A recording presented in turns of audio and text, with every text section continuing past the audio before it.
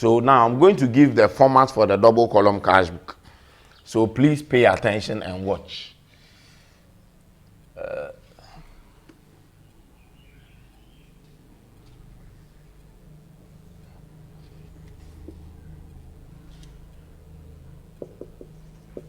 The cash book into bracket double column.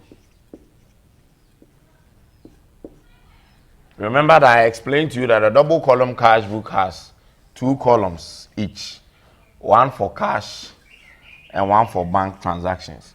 And so debit and credit side. So I'll create the bank column, the cash column, the particulars column, and the date column. Now let me create a column for folio. Okay, so the folio column, the ledger folio column, the particulars column, and then the date column. So that will be for the debit side. And then I'll create another one for the credit side, the date column, the particulars column, the ledger folio, for cash and for bank, so that I can clean this as well. And then that will be for the credit side. So we have bank, cash, ledger folio, particulars, and dates. So on the debit side, you will have your dates, your particulars. We'll have a column for ledger folio, and then we will have cash and then bank. Okay, so let me put my currency signs. I'm working in Ghana cedis, so I'll put my currency signs here. All right, so this is the format of the double column cash book. And so you see that I separated the debit and credit with a double line, because one is a book of cash receipts and this is a book of cash payment, and then we are combining. And so there has to be that space in between to separate the two sides. Now, what we are going to do is that we are going to pick a question. But before we take a question, we have to understand. So it's just like a normal double entry. It's just that when the transaction relates to cash, we record it under the cash column for the debit. If it is a credit, under the cash column for credit.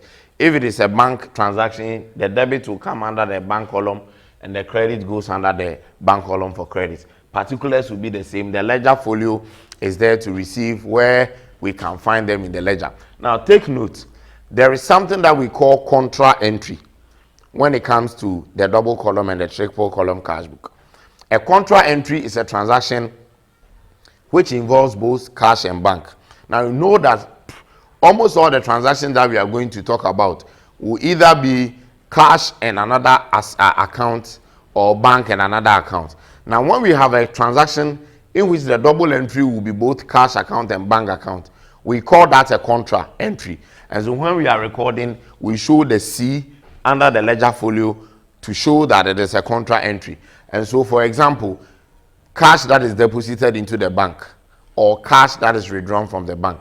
These are the only two transactions that will give rise to a contra entry.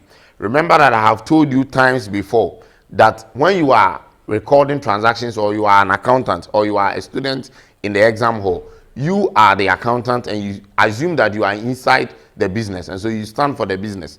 And so when we say that we are referring to the business.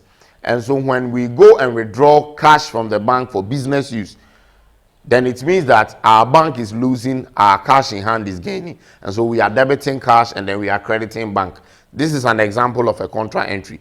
The opposite is also a contra entry, where we have cash in hand that we are going to deposit into the bank. And so that will be a debit to bank.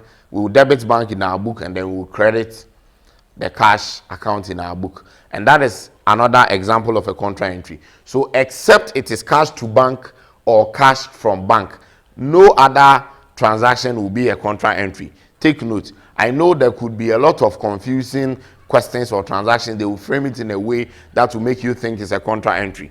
What I'm trying to tell you is that except it is a cash from bank or a cash to bank, none other transaction is a contra entry. And so having put down this format, let us try and use this to solve a question that involves the double column cash book. So I am taking the question.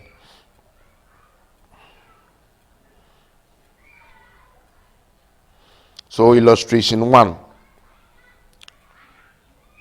Enter the following transactions in the 2-column cash book. So January 1, we have cash balance, which is brought forward 109 at 10,900. Sorry. Then we have cash, paid cash into bank 80,000. Then we have cash sales 14,000. We have purchase goods paid by check 3,600. Goods sold received check 400. We have cash sales to be 2,400. And then we have paid cleaner in cash 200. Paid for petrol by cash 300. Cash sales 1,800. Paid cash into bank 4,000. Purchase goods paid by check 3,000. Then received checks for goods sold from Y Peter 2,600. Paid wages in cash 600. Paid rent by check 1,000. Cash received from Kwame Edu 22,000. Paid cash into bank 4,000. And then finally cash received from Mary 1,600. And so these are the transactions that we are going to enter into the double column cash book. Okay, so they are all in January. And so at the date column, I can put January here. If there was a year, I would have put it there. And then I would just list the other dates down like that. So we have January. Everything is in January. So what I'm going to do is going to enter these transactions. Now, remember, the opening balance that was given was only for cash. We could have gotten a question where we have opening balance for cash and bank. So we would have brought the balance brought forward for both of them. Now, in this question, we are told there is a cash balance brought forward. There is nothing for the bank column. And so on January 1st or 1st January, we have a balance brought forward. Now, the correct place to put the brought forward, the carry down, the carry forward is at the ledger folio column. So balance brought forward. And under cash, we'll put 10,900. That is our balance. That is our balance brought forward for cash. You see where I put the brought forward under the folio column. Don't put it here. Okay. And then the next transaction is paid cash into bank 8,000. Paid cash into bank 8,000. Now, this is a contra entry because we are paying cash into bank. And so the double entry involves both cash and bank. That is why it is a contra entry. So what are we going to do? If you are paying cash into bank, you debit the bank account because cash is coming into bank, and then you credit your cash account. And because both cash and bank are here, we call it a contra entry. And so this is what I'm going to do. The date is on the 2nd. And so I will say 2nd January. We are debiting bank with 8,000. And because we are debiting bank, it will be in the name of cash. Take notes. Remember your double entry. If you are debiting the bank account, it will be in the name of cash. And so that will be 8,000. And then I'll come to the credit side, January 2nd. This time I will say the particulars will be bank, but I'm crediting cash, 8,000. So both entries are done in the same cash book. And because it is a contra entry, I'll put C in front of the entry at the folio column for both sides. So I'll put C to show that it is contra. It is a contra entry. So C will be here and C will be there, just because this is a contra entry. And then the next transaction, cash sales. Cash sales 14,000. Now, cash sales, is it an inflow and outflow of cash? The only question we ask ourselves with cash book is that is cash coming in or cash is going out? Now, when we look at cash sales, we ask ourselves, is cash coming in or cash is going out? Forget about the sales aspect. We are focusing on the cash. And when you sell for cash, it means you are bringing in cash. And when cash is coming in, it is debited, because this is the receipt side or the inflow side. And so we come to the debit side. The date is on the 3rd. So we'll say 3rd January. we'll say sales. The entry will be in the name of sales, and it is on cash. There is no bank aspect or check here, so the amount involved is 14,000. I'll record that under the cash column because it is by cash, not by check. So if they paid by check or they paid deposited into our bank account, we would have brought that under bank. But because it is cash, we debit under the cash column. So what we are trying to do is that we are trying to separate cash and bank depending on where or what type of payment was made or receipt was made. Then the next one is January 4th. Purchase goods paid by check. So this time it's a purchase and we are paying. So it is a payment. So it comes to the credit side. This is the payment side. This is the receipt side. But it is 3,600 and we are paying by check. And if we are paying by check, it is coming under bank, not cash. And so on the 4th, it is purchases. We purchase goods. So it is purchases, 3,600. And it is coming under the bank column because we paid by check. I'm sure you are really understanding what I'm explaining. And then the next thing that we are told is on the 5th, goods sold, received check. So the same goods sold is also sales. But this time we are receiving by check. And the amount is 400 cedis. And so on the 5th, the same sales. But this time, because we are receiving by check, it is not coming under the cash column. It is going under the bank column for 400. So that is with the sales by check. And then we are told on the 8th, there was cash sales, 2,400. Cash sales. Cash sales will also be debited. And so on the 8th, it will be sales again. But then, because it is cash, it is coming under the cash column, 2,400. And so this is a very simple topic to handle. You just have to know where you are putting it, whether it's a receipt or a payment. And also you have to be able to distinguish between when the transaction is a cash transaction and when it is a bank transaction. And then on the 9th, paid cleaner in cash, which is 200 cedis. We paid the cleaner. So there was a cleaner that we paid. And once it is payment, it comes straight to the credit side. And so on the 9th, we'll say cleaner. And the amount involved is 200 cedis. We paid the cleaner by cash. And so it comes under the cash column, 200 cedis. This is a very simple topic, right? Okay. Then we move to 10th. Paid for petrol by cash.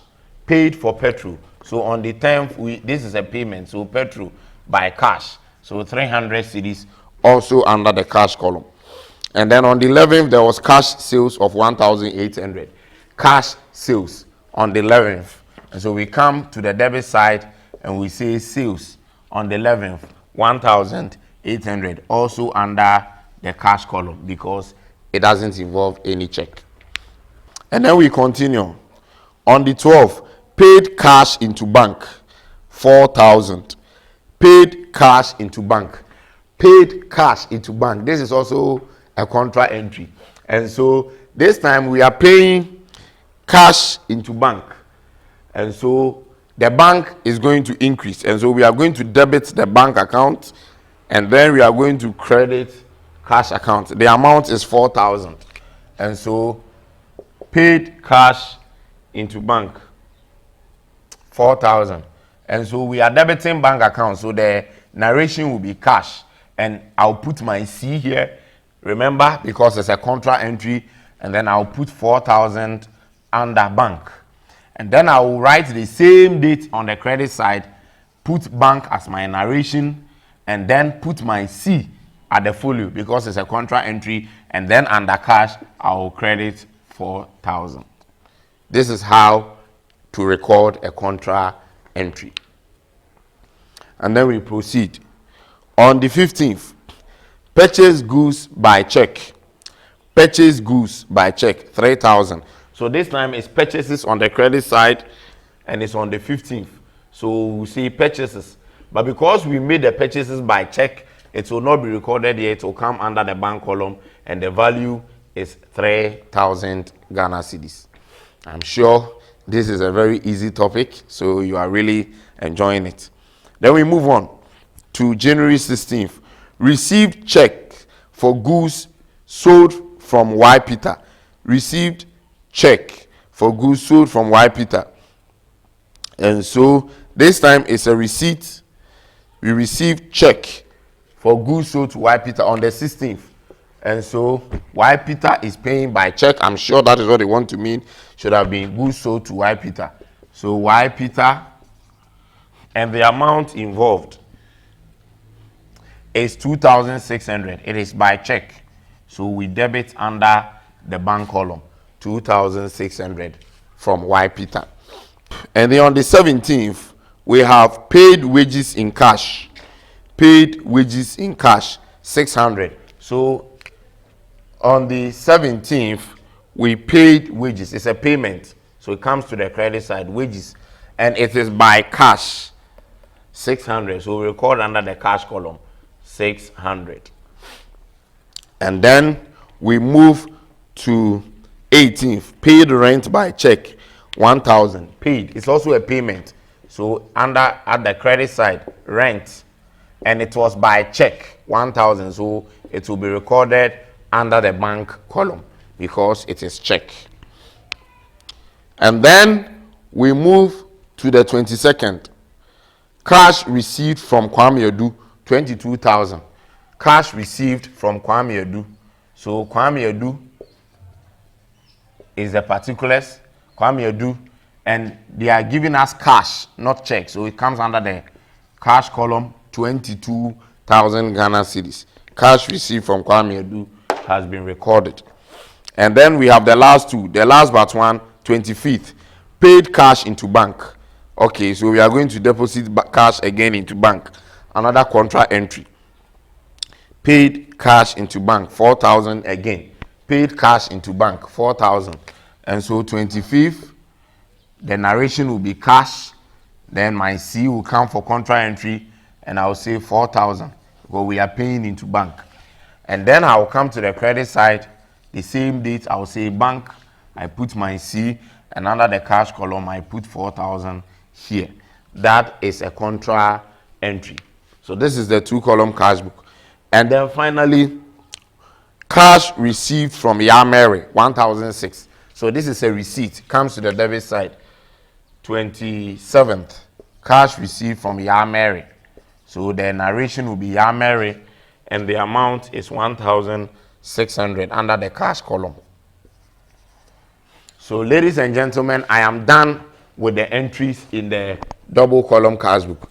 The next thing to do is to balance off the cash book. I know some people find it difficult in balancing the cash book. So please pay attention as I quickly walk you through. And so what we have to do is to leave a line each. We don't know where the balance carried down will appear for each of them. And so we'll just rule off here to put our total in there. And I'll do same for the debit side. Okay, so this is what I have done. So what we have to do is to add, we have to balance the accounts, but we have to do each of them separately. If you try to combine, you'll be confused. So you can balance the cash columns first, then afterwards you attend to the cash, balance the cash column, then you can attend to the bank. And so with the cash column, we are going to add up everything on the debit side, and then we add up everything on the credit side. Then we look at the bigger amount, and we put the bigger amount at both sides, and the difference will come as a balance carried down, just like we do for any ledger account balancing. And so the total for the debit side of the cash column is 52,700. And that is the greater. So we put 52,700 here as well, because the credit side will just sum up to 17,100. And so that means that on the last day of the month, January 31st, we'll bring the balance carry down. Look at where I put my carry down under the folio column. And that will be, the difference will be 35,600. This will be our balance brought down. So we'll come to the opposite side and say balance brought down. Sorry, I put the brought down under the folio column, and that will be 35,600. And then we are done for balancing the cash column, and then we come to the bank column. For the bank column, the debit side sums up to 19,000, and the credit is lesser, so we'll put the same 19,000 and find the difference. And the difference between the two is 11,400, coming also as a carry down. And then we come to where we have the brought down, and we put the same 11,400. And so, ladies and gentlemen, this is how to balance the double column cash book. And I am done for today. Remember to subscribe to the channel, ring the notification bell, share this video, let us have your feedback, and I'm sure we will all be successful together. Looking forward to hearing from you, and until we meet again another time, it is bye for now.